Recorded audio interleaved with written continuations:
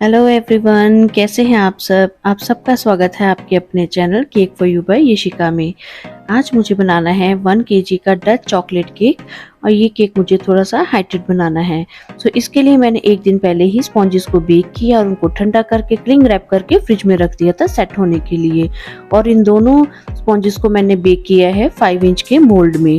यहाँ पर next day अब मैंने उस केक पर काम करना था। सबसे पहले मैंने उनके ऊपर से जो थोड़ी थोड़ी एक्स्ट्रा स्किन होती है वो ऊपर से हटाकर और दोनों स्पॉन्जेस की टोटल 6 लेयर्स को कट कर लिया है। तो आप देख सकते हैं कि स्पॉन्ज जो है मेरा कितना मॉइस्ट है, कितना सॉफ्ट है, क्योंकि हमने इनको क्लिंग रैप कर दिया था।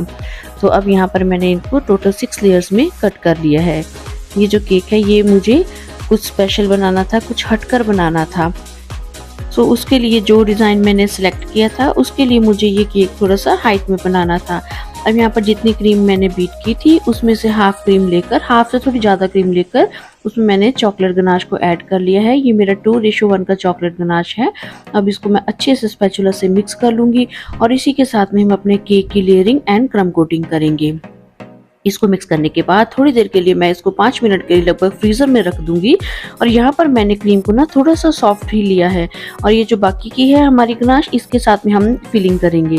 तो मैं आपको बता रही थी कि आज मैंने थोड़ा सा ना सॉफ्ट ही रखा था अपनी क्रीम को, क्योंकि जब हम बीच में गनाश ऐड करते हैं तो उसके बाद में ना क्रीम थोड़ी सी हार्ड हो जाती है, थोड़ी सी ड्राई हो जाती है। तो टॉल केक के ऊपर काम करना थोड़ा सा मुश्किल हो जाता है, इसीलिए आज मैंने थोड़ी सी सॉफ्ट कंसिस्टेंसी में ही क्रीम को रखा था। सबसे पहले लेयर्स को रखकर उसके ऊपर क्रीम अप्लाई कर देंगे अच्छे से, साथ के साथ ही हम अपनी साइड्स को भी कवर करते जाएंगे। उसके बाद में यहाँ पर मैं ऐड करूंगी लगभग 1.5 टीस्पून के लगभग चॉकलेट गनाश और साथ में मैं हमेशा की तरह ही ऐड कर देती हूँ स्ट्रॉबेरी का क्रश। इन दोनों को अच्छे से स्प्रेड करने के बाद में यहाँ ऊपर अब मैं थोड़ी सी डाल दूंगी ब्लैक चोको चिप्स भी ऐड कर दूंगी, ताकि जो टेस्ट है थोड़ा सा और अच्छा आए।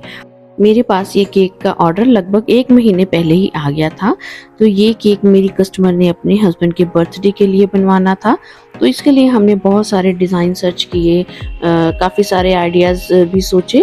तो एंड में हमारा ये डिज़ाइन सेलेक्ट हुआ था। और ये जो केक था मैंने आपको पहले भी बताया कि कुछ स्पेशल बनाना था, मुझे कुछ नया डिज़ाइन बनाना था। इसके लिए मैं चाहती थी कि मैं कुछ ऐसा डिज़ाइन बनाऊं जो मैंने अभी तक ना ट्राई किया हो। तो इस केक में लगभग मैंने वही चीज़ ट्राई की है और आपके साथ में इसको मैं शेयर भी करूँगी। तो यहाँ पर देखिए हम बाकी की लेयर्स को भी सेट कर लेंगे। सेम प्रोसेस है, यहाँ पर क्रीम अप्लाई करते हुए, गनाश डालते हुए और बस हम क्रम कोटिंग करते जाएंगे। तो देखिए क्रीम का टेक्सचर जो है सॉफ्ट होने के कारण वो बड़ी जल्दी से इजीली अप्लाई हो जाती है। हाँ, ये ध्यान रखिए कि बहुत लूज भी नहीं होनी चाहिए आपकी क्रीम। इसीलिए जब मैंने बीच में गनाश भी ऐड किया था तो 5 मिनट के लिए मैं अपने बाउल को फ्रीज़र में रख दिया था, ताकि जो क्रीम है थोड़ी सी और हार्ड हो जाए। तो यहाँ पर सॉफ्ट क्रीम होने के कारण आपका काम भी जल्दी हो जाता है और उसको अप्लाई करने पर आपको, क्योंकि टॉल केक होता है तो उसमें साइड्स पर जब हम थोड़ा सा प्रेशर देके क्रीम लगाते हैं, अगर क्रीम आपकी हार्ड होगी तो फिर वो केक जो है टेढ़ा होने का भी डर होता है। इसलिए मैं थोड़ा सा सॉफ्ट क्रीम के साथ में ही काम कर रही हूँ, क्योंकि इसके साथ में जो है क्रीम अच्छे से केक के ऊपर स्मज हो जाती है, अच्छे से हम उसको स्प्रेड कर पाते हैं। बस जब भी आप ऊपर लेयर सेट करते जाते हैं तो उसको हल्के हाथ से प्रेस करते हुए सभी साइड से चेक कर लें कि कहीं से आपकी लेयर जो है वो केक से बाहर तो नहीं निकल रही है। क्योंकि अगर एक बार वो थोड़ी सी लगती है कि आपको केक से बाहर जा रही है तो उसको वहीं पर सेट कर लें, अदरवाइज हार्टेड केक में उसको बाद में आपको सेट करना थोड़ा सा मुश्किल हो जाता है। तो यहाँ पर बाकी लेयर्स को भी हम अपने सेम वे में असेंबल करते जाएंगे। और केक को आज मैंने बिल्कुल सेंटर में ही रखा है बोर्ड के ऊपर, नहीं तो अदरवाइज मैं केक को थोड़ा सा ना बोर्ड पर सेंटर से हट के पीछे की तरफ रखती हूँ, क्योंकि आगे हमें कुछ ना कुछ ऊपर लिखना होता है। बट ये जो टॉल केक है ये जगह कम ही घेरता है बोर्ड पर, इसलिए मैंने इसको सेंटर में ही रखा हुआ है। तो यहाँ पर देखिए कि जैसे जैसे उसकी हाइट बढ़ रही है केक अपनी जगह से काफ़ी हिलता है। आपको थोड़ा सा केयरफुली काम करना होता है। साइड्स पर भी अच्छे से क्रीम लगाते जाएं, साथ के साथ में ही स्पैचुला को है ना बड़ा सॉफ्टली टच करना होता है, साइड्स पर धीरे धीरे करना होता है। अब क्योंकि ये टॉल केक है तो मैं हमेशा इनमें डावल जरूर इंसर्ट करती हूँ। तो यहाँ पर भी पहले मैंने डावल डाला, उसकी हाइट चेक की कि कितनी हाइट तक मुझे डालना है। जितनी उसकी हाइट बनती थी उससे हल्का सा कम हाइट में मैंने कट करके अंदर इंसर्ट कर दिया है। है और वापस ऊपर क्रीम लगाकर उसको अच्छे से अंदर पैक कर दिया है। तो इसके साथ में हमारे केक की ना सेफ्टी भी बढ़ जाती है और आगे इसके ऊपर काम करना आपके लिए भी आसान हो जाता है और कस्टमर तक भी ये ठीक ठाक अच्छे से कंडीशन में पहुंच जाता है। तो कुछ देर के लिए मैं इसको रख दिया था फ्रिज में सेट होने के लिए। अब जो मुझे केक का डिज़ाइन बनाना था उसके लिए सबसे पहले मैंने कस्टमर से फ़ोटो ली उनकी और उसको मैंने प्रिंट आउट करवा लिया था। फिर जितनी मेरी केक की हाइट थी उसके अकॉर्डिंगली ही मैंने अपनी फ़ोटो को साइड से कट कर दिया था और एक क्लिंग रैप रखकर उसके ऊपर मैंने फ़ोटो को रखा और सभी साइड से मैंने सेलो टेप से उसको फिक्स कर दिया, ताकि जब मैं फ़ोटो को क्लिंग रैप करूँगी तो जो फ़ोटो है उसके ऊपर क्लिंग रैप के लाइंस ना बने, कहीं पर भी जो क्लिंग रैप है वो इकट्ठा ना हो जाए, जो फ्रंट पोर्शन होगा फ़ोटो का वो अच्छे से फिनिश्ड दिखे। यहाँ पर थोड़ा सा मैंने ऊपर वेट दे लिया था फिर फ़ोटो के ऊपर, क्योंकि टर्न टेबल मूव करता है तो कहीं पर भी बल ना पड़े हमारी फ़ोटो में क्लिंग रैप के कारण। तो यहाँ पर देखिए साथ के साथ ही मैं उसको फिक्स करते जा रही हूँ, जहाँ जहाँ फोल्ड करूँगी वहाँ वहाँ मैं हल्की हल्की सेलो टेप लगा रही हूँ। ये इसको मैंने क्लिंग रैप इसलिए किया है क्योंकि ये नॉन एडिबल है, सो कस्टमर की सेफ्टी को भी देखते हुए और जो हमारी फ़ोटो है वो सॉगी भी नहीं होगी केक में अंदर डालने के कारण।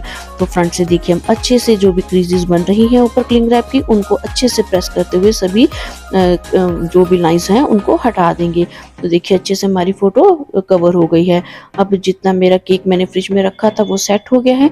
उसके बाद में मैंने उसको निकाल कर फ़ोटो के पीछे ना मैंने थोड़ा सा चॉकलेट गनाश भी लगा दिया था और फ़ोटो के ऊपर फ्रंट में उसको रख कर जहाँ पर मुझे फिक्स करना था मैंने 2 टूथपिक ली थी, उनको छोटे साइज़ में कट कर लिया हाफ करके और यहाँ फ़ोटो के कॉर्नर्स में मैंने उनको इस तरीके से डाल दिया था कि ताकि फ़ोटो अच्छे से अपनी जगह पर फिक्स रहेगी। और साथ में ही ना मैंने इसकी जब टूथपिक इंसर्ट की है एक छोटी सी अलग जो क्लिपिंग बना ली थी, जिसको कि मैं अपने कस्टमर को याद से सेंड कर देती हूँ ताकि उनको पता रहे कि कहाँ पर हमने क्या लगाया है और उसको खाते हुए उन्होंने रिमूव करना है।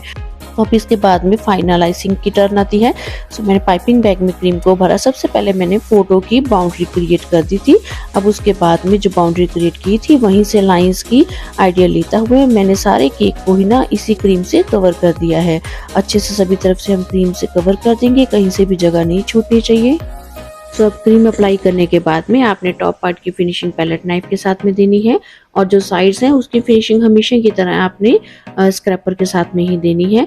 जो फोटो का पोर्शन है उसके ऊपर से भी आपने हमेशा की तरह ही राउंड घुमाते हुए ही स्क्रैपर को चलाना है, क्योंकि जो फोटो है उस जगह पर हमारा स्क्रैपर क्रीम के कारण ऊपर से निकल जाएगा और कहीं पर भी हमारी फोटो को डैमेज नहीं होगा।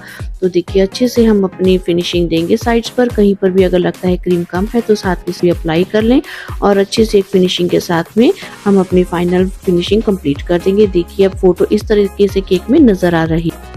आगे के डिजाइन के लिए मैंने 2 कटोरियों में golden lustre dust and silver lustre dust को डाला है, बीच में इवेपोरेक्स डालकर मिक्स कर लिया है। फिर मैं इसी तरीके से फिंगर्स की हेल्प से ही इसको केक के ऊपर स्प्रिंकल कर दूंगी और फोटो के आगे मैं स्क्रैपर रख रही हूँ ताकि जो स्प्रे है हमारा फोटो के ऊपर ना आ जाए। अब सभी तरफ इसी से मैं कवर कर लूंगी और उसके बाद में हम अपना अगला डिजाइन स्टार्ट करेंगे। साथ के साथ आप अपना ये डिज़ाइन बनाने के बाद में यहाँ से बोर्ड को जरूर अच्छे से क्लीन कर लें, ताकि जब हमारा बोर्ड है बाद में नीट दिखना चाहिए डिज़ाइन बनाने के बाद में। तो यहाँ पर मैंने अच्छे से बोर्ड को क्लीन कर लिया। अब उसके बाद में जहाँ पर मैंने फ़ोटो लगाई थी वहाँ पर मैं फ्लेक्स लगा दूंगी ताकि जो फ़ोटो वाला पोर्शन है वो दूर से ही हाईलाइट होना चाहिए। इस काम में ना ऐसा डिज़ाइन बनाने में आपको टाइम बहुत लगता है, तो जब भी आप कुछ इस तरीके का मास्टरपीस डिज़ाइन बनाते हैं तो आप अपने पास एक्स्ट्रा टाइम लेकर चलें, क्योंकि उस दिन आपको ऐसे केक को कवर करने में कुछ ज़्यादा ही टाइम लगता है। जब हम ब्रिकी वाला काम करते हैं तो वहाँ पर आपको पेशेंस के साथ भी काम करना होता है। आपने भी शायद ऐसा डिज़ाइन पहले कम ही देखा होगा, क्योंकि हम फोटो को ऊपर लगाकर तो बहुत से डिज़ाइन बनाते हैं, पर ये डिज़ाइन मैंने पहली बार ही बनाया था जिसमें हमने फोटो को केक के अंदर इंसर्ट किया था। तो इसके बाद में यहाँ पर मैंने कुछ चॉकलेट ली हैं, उनको अब मैं अच्छे से किसी अलग अलग कलर्स के साथ में, किसी को गोल्डन, किसी को ब्रॉन्ज, किसी को सिल्वर के साथ में, लस्टर डस्ट के साथ में कवर कर दूंगी। केक को कवर करने के लिए आप अपने अकॉर्डिंगली ही एक्सेसरीज चूज कर सकते हैं, जो भी आपके पास अवेलेबल हो बस उससे ही अपने केक को सजा लीजिए। तो यहाँ पर अब मैंने कुछ ना ओरियो के बिस्किट भी लिए थे, उनके ऊपर भी मैंने कलर लगा दिया है ताकि वो भी एक अच्छी सी फिनिशिंग के साथ में दिखाई दे केक के ऊपर। इसके बाद में ना मैंने रनिंग कंसिस्टेंसी में चॉकलेट गनाश लिया और उसको केक की साइड पर कुछ ड्रिपिंग बनाई है। हमने जो फोटो वाला एरिया है उसके ऊपर ड्रिपिंग नहीं बनानी है, आप ध्यान से काम कीजिएगा अगर, क्योंकि नहीं तो फोटो के ऊपर साफ करना बहुत मुश्किल हो जाएगा। यहाँ पर ऊपर भी मैंने थोड़ी सी गनाश को डाला है और उसको बड़े ही हल्के हाथ से हम केक के टॉप पार्ट को कवर करेंगे। बस यही ध्यान रखें कि जो आपकी सेंटर वाली फोटो वाली जगह है वहां से नीचे ड्रिपिंग नहीं गिरनी चाहिए। तो यहाँ पर अच्छे से मैंने हल्के हाथ से छोटा वाला पैलेट नाइफ लेकर और टॉप पार्ट को अच्छे से इसके साथ में चॉकलेट गनाश के साथ में कवर कर दिया है। और कुछ टाइम फ्रिज में साथ ही केक को जरूर रख दें ताकि जो चॉकलेट ऊपर अच्छे से सेट हो जाए। अब यहाँ पर मैंने ये गोल्डन ड्रिपिंग मिलती है, इसको लेकर भी जो मैंने पहले बनाई थी ड्रिपिंग, उसके साथ में ही एक ड्रिपिंग और गोल्डन कलर की भी बना दी है। अब जो मेरे पास सामान अवेलेबल था उसके साथ में मैंने टॉप पार्ट को अच्छे से कवर कर दिया है। साथ में मैंने कुछ व्हाइट चोको चिप्स भी डाल दिए थे। सो आई होप कि आज आपको एक नए तरीके का डिज़ाइन मिला होगा बनाने के लिए। आप भी इसको ट्राई कीजिए, अपने कस्टमर को खुश कीजिए और मेरे चैनल को लाइक, सब्सक्राइब एंड शेयर जरूर कीजिए। तो जल्दी ही मिलते हैं एक अगली वीडियो में। Till then bye bye, thanks for watching.